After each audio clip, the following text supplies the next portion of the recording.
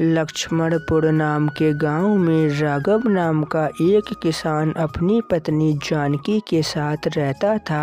राघव के पास 2 बीघा खेती थी जिस पर वो दिन रात खेती किया करता था। गर्मी का मौसम चल रहा था। ये मौसम हमें क्या क्या रंग दिखाएगा। आज खेतों में गया तो पहाड़ टूट पड़ा, सारे खेत की सब्जियां जल रही है। जून के महीने में 1-2 बार बारिश तो आ ही जाती है और नहर में भी इस बार पानी नहीं आया, नहीं तो मैं पानी वहीं से चला देता। पता नहीं हमारी जिंदगी में अच्छे दिन कब आएंगे। ये गरीबी तो जाने का नाम ही नहीं ले रही।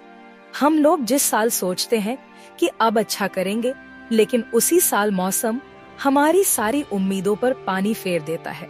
मैं एक काम करता हूँ, जो हमारे पौधे खराब हुए हैं मैं उन पौधों को निकाल देता हूँ और नए पौधे लगा देता हूँ।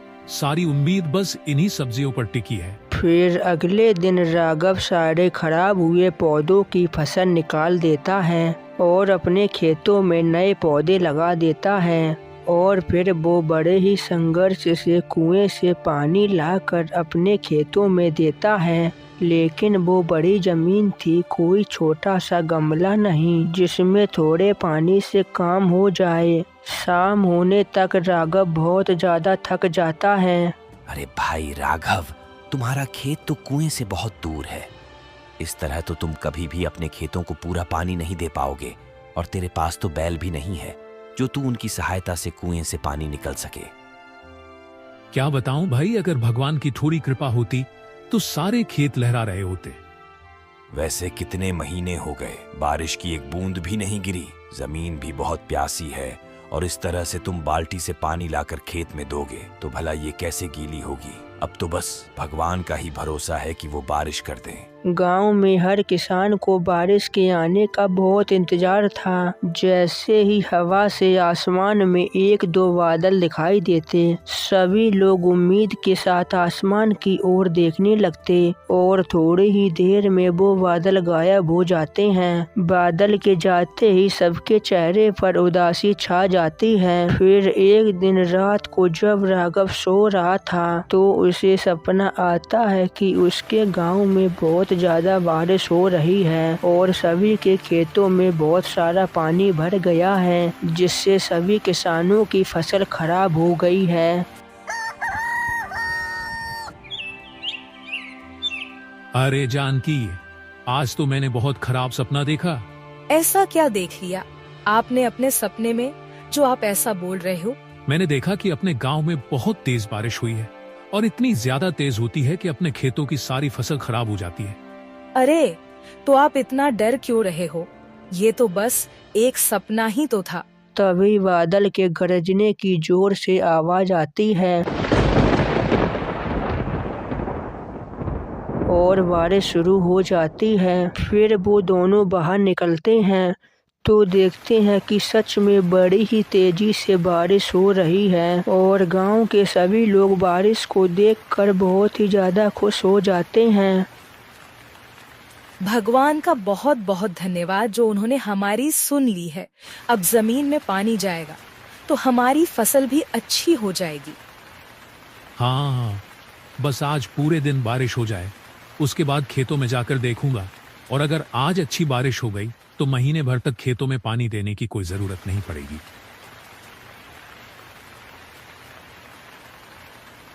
फिर अगले दिन तक भी बारिश रुकने का नाम नहीं लेती। जानकी, अब मुझे ऐसा लग रहा है कि मेरा सपना सच हो रहा है। कोई बात नहीं, होने दो।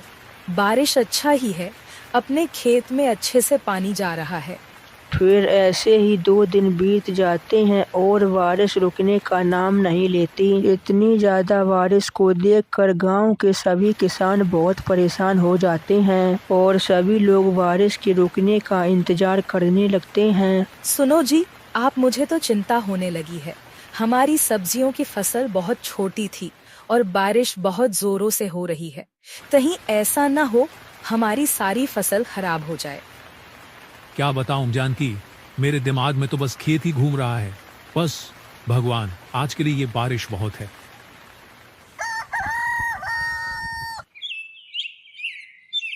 फिर 2 दिन बाद बारिश रुक जाती है तो सभी किसान अपने खेतों को देखने के लिए जाते हैं।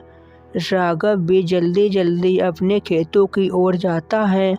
मैंने तो 4 दिन पहले ही नई फसल लगाई थी, पता नहीं अब क्या हाल होगा। खेत में पहुंचकर वहां का माहौल देखकर राघव रोने लगता है, क्योंकि उसकी सारी फसल खराब हो चुकी थी। उसका पूरा खेत पानी से लपालप भर चुका था। फिर ऐसे ही कुछ दिन बीत जाते हैं। अब राघव के पास नई फसल बोने के लिए बीज तक के पैसे नहीं थे और ना ही वो किसी से उधार लेना चाहता था। क्या हुआ जी, आप इतने परेशान क्यों हो? क्या करूं जानकी, मेरे तो कुछ समझ में नहीं आ रहा। ऐसे तो अपने घर का सारा अनाज भी खत्म होता जा रहा है और मेरे पास नए बीज बोने के लिए भी पैसे नहीं है और मैं किसी से पैसे उधार लेना भी नहीं चाहता। आप ऐसे परेशान मत होइए और जंगल से लकड़ियां काटकर गांव में बेच दीजिए। इस तरह अपने खर्चे तो चल ही जाएगा और हम लोग थोड़ी बचत करेंगे जिससे आप बीज ले आना। मैं ऐसा ही करूंगा जानकी, नहीं तो हम दोनों भूखे ही मर जाएंगे। फिर राघव अपनी कुल्हाड़ी लेकर गांव के जंगल की ओर निकल जाता है। दिन भर जंगल से लकड़ियां काट कर शाम को राघव गांव में घूम घूम कर लकड़ियां बेच देता है और अपने घर निकल जाता है। तभी रास्ते में उसे एक पोटली मिलती है, तो वो उस पोटली को उठा लेता है और देखता है। इसमें तो 10 सोने के सिक्के हैं, इनका मैं क्या करूंगा? अगर मैं इनको यही रख दूं तो ना जाने इन्हें कौन उठा कर ले जाए। पता नहीं ये किस गरीब के हैं, बेचारे ने कितने मुसीबत में जमा किए होंगे। मैं ऐसा करता हूँ, इन सिक्कों को थाने में जमा करवा देता हूँ। जिसके होंगे वो आकर ले जाएगा और उसको अगर ना भी मिले तो मेरे ऊपर कोई पाप नहीं पड़ेगा। मैं तो अपने कर्तव्य से मुक्त हो जाऊंगा। लेकिन अभी तो शाम हो गई है और जानकी ने खाना भी बना लिया होगा। मैं ऐसा करता हूँ, इन सिक्कों को कल सुबह ही जमा करवाऊंगी। ऐसा सोचकर राघव अपने घर चला गया। ये इस पोटली में क्या है? इसमें 10 सोने के सिक्के हैं। कहाँ से लेकर आए हो आप इतने सारी सिक्के? और सच सच बताओ किसकी है और कहाँ से लाए हो? सच कहता हूँ जानकी, मुझे ये पोटली रास्ते में मिली है। लाओ तो मुझे दे दो। कल इन्हीं से घर का राशन ले आना और खेत में बोने के लिए नई बीज ले आना। नहीं नहीं जानकी, ये अपना धन नहीं है, ये पराया धन है। मैं इसमें से एक भी सिक्का खर्च नहीं कर सकता। क्या पता किस गरीब के हैं, बेचारे ने किस काम के लिए जमा किए होंगे। इसलिए मैं कल इन्हें थाने में जमा करवा दूंगा। आप आया हुआ धन क्यों छोड़ते हो? इन सिक्कों से हमारे घर की सारी परेशानियां दूर हो जाएगी। नहीं नहीं, मैं 10 सिक्कों के लिए अपना धर्म नष्ट नहीं कर सकता।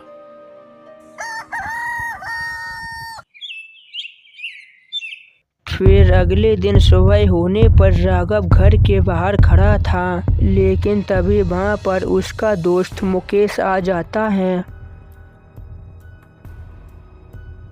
राघव, मैं इस समय फसल खराब होने की वजह से बहुत बुरी तरह से फंस चुका हूं और अभी मेरी बुद्धि भी काम नहीं कर रही है, क्योंकि मैं बीज लाने के लिए अपनी पत्नी के गहने बेचने के लिए शहर गया था। लेकिन शहर के सुनार की दुकान अभी बंद है और मैं आसपास के लोगों से पता किया तो पता चला कि वो 5 दिन बाद दुकान खोलेगा। इसलिए तुम मेरी थोड़ी सहायता कर, ज्यादा नहीं तो तुम 5 सोने के सिक्के दे दो। इतने में ही मैं अपने घर का खर्च कर लूंगा और बीज भी खरीद ले आऊंगा। 5 दिन बाद मैं सुनार को अपनी पत्नी के कहने दे आऊंगा और तुम्हें तुम्हारे सिक्के वापस कर दूंगा। राघव के पास भी पैसे नहीं थे, लेकिन राघव किसी की सहायता करने से पीछे नहीं हटना चाहता था। देखो भाई, तुम यहीं रुको, मुझे देखना पड़ेगा कि मेरे पास पैसे हैं या नहीं। फिर राघव घर के अंदर चला गया। जानकी, तुम्हारे पास 5 सोने के सिक्के रखे हुए हैं। क्या बाहर मेरा दोस्त मुकेश मांग रहा है? मेरे पास कुछ भी नहीं है, ना मेरे गहने ना कुछ। क्यों झूठ बोल रही हो?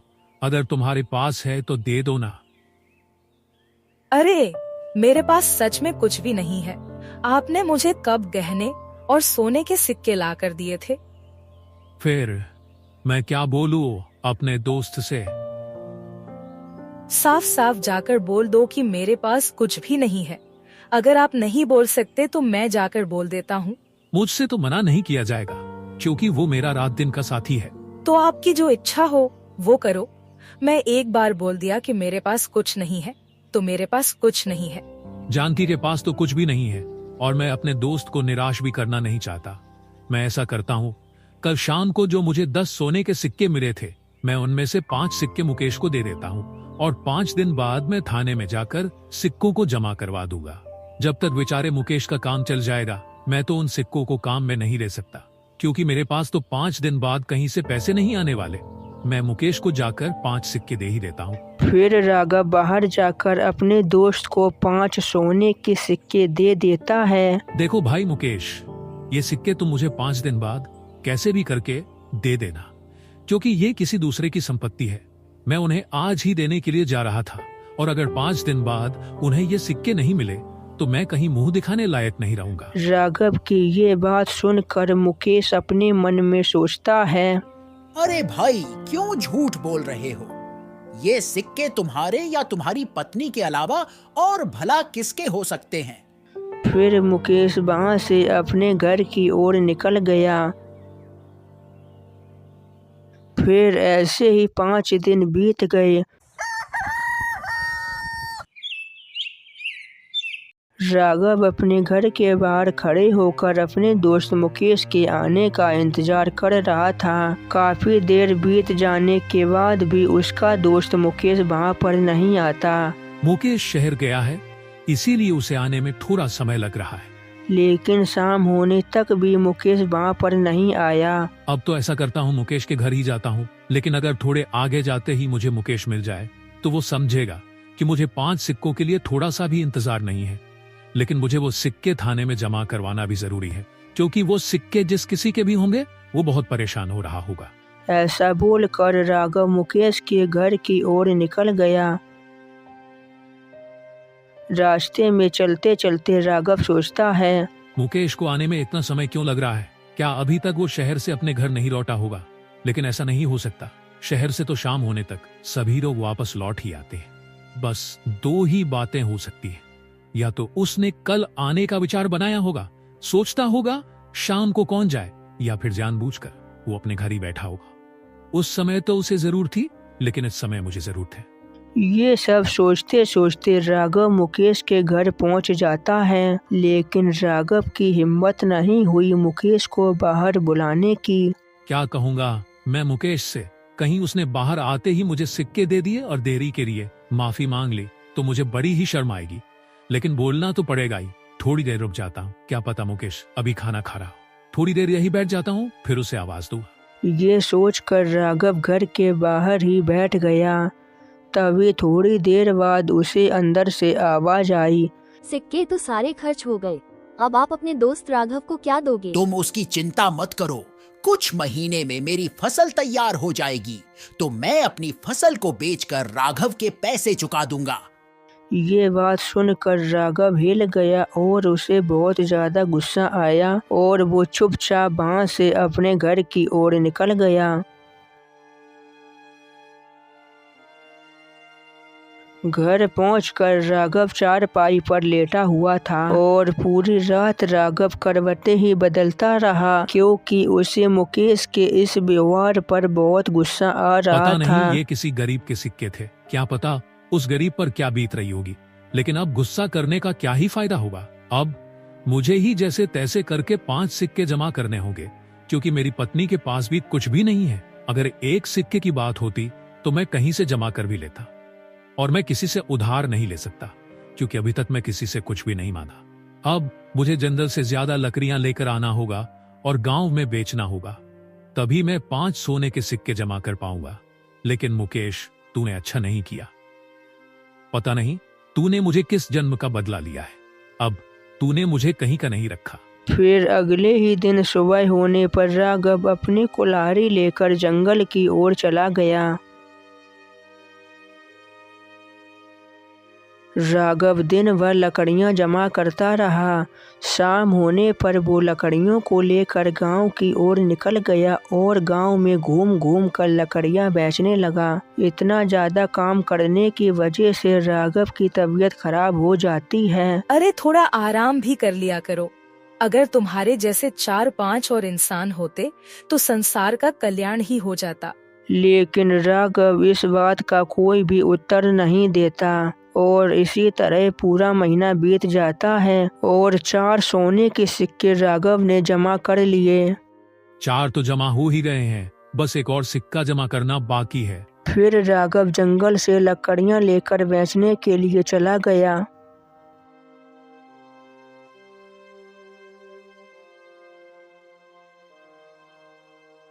और शाम तक लकड़ियां बेचकर अपने घर लौट आया।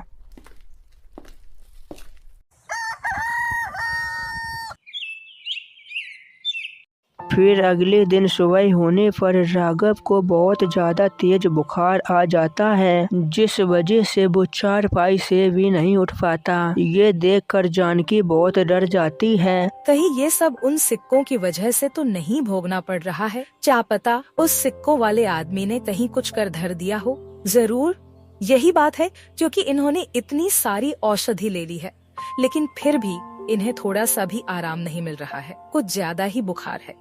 ऐसा सोचकर जानकी पास के ही मंदिर के लिए निकल जाती है।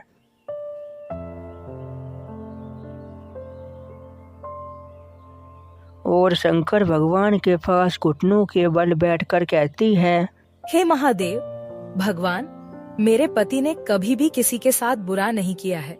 उन्होंने हमेशा सबकी सहायता की है। ऐसा बोलते ही जानकी को ऐसा लगा कि जैसे उसे किसी ने कहा हो, पराया धन लौटा दे।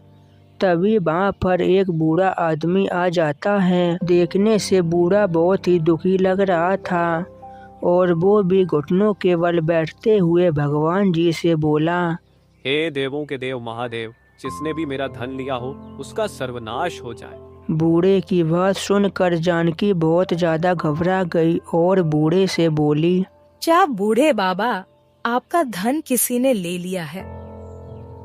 हाँ बेटी, मैंने सोने के सिक्के अपनी बेटी की शादी के लिए जमा किए थे। कितने सिक्के थे बाबा, और कौन ले गया उनको? क्या पता बेटी, मैं तो शहर जा रहा था मेरी बेटी की शादी के लिए, उसके गहने बनवाने के लिए। रास्ते में पता नहीं मेरी सिक्कों से भरी हुई पोटली कहाँ गिर गई और उस पोटली में 10 सोने के सिक्के थे। अच्छा बूढ़े बाबा, अगर आपको वो सिक्के मिल जाए तो आप क्या दोगे?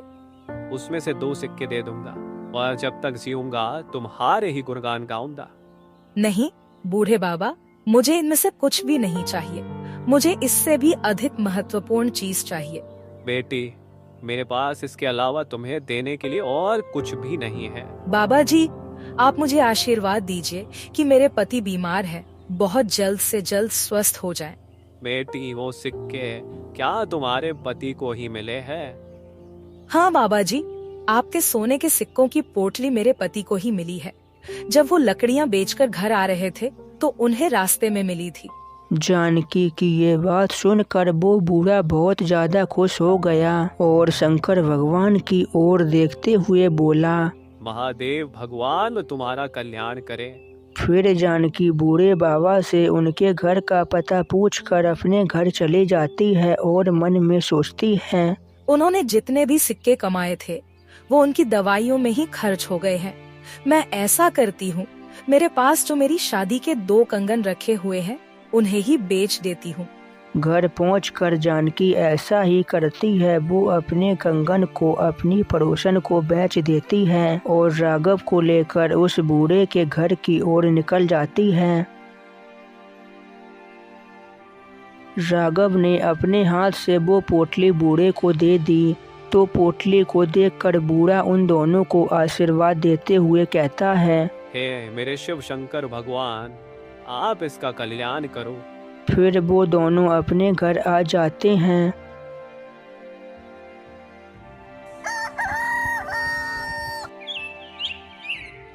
और 2 दिन में ही राघव ठीक हो जाता है। तभी उसका दोस्त मुकेश उसके घर आ जाता है। अरे राघव भाई, मुझे माफ कर दो। और अब तुम्हारी तबीयत कैसी है? देखो, मैंने जो भी किया, मुझे उस बात का बहुत दुख है। मैंने तुम्हें सिक्के लौटने में बहुत ही ज्यादा देर कर दी, लेकिन मुझे जमींदार को भी कुछ रुपए देने थे, इसलिए मुझे तुम्हारे सिक्के लौटाने में थोड़ा समय लग गया। और जैसे ही मैंने तुम्हारी तबीयत की बात सुनी तो मैं दौड़ा चला आया। और ये लो अपने 5 सोने के सिक्के, और इस बात के लिए मैं तुमसे दोबारा माफी मांगता हूँ। मुकेश की ये बात सुनकर राघव का गुस्सा थोड़ा शांत हो गया। मुकेश, मैं बीमार तो था, लेकिन अब मैं ठीक हो गया। तुम्हें मेरी वजह से फालतू में ही इतना ज्यादा कष्ट उठाना पड़ा। अगर तुम्हें कोई समस्या हो तो तुम मेरे सिक्के मुझे बाद में दे देना। नहीं भाई, मैं तुमसे क्षमा चाहता हूँ। अब तुम ये सिक्के अपने पास ही रखो। अब मैं चलता हूँ। ऐसा कहकर मुकेश वहां से चला गया और राघव भी अपने घर के अंदर चला गया।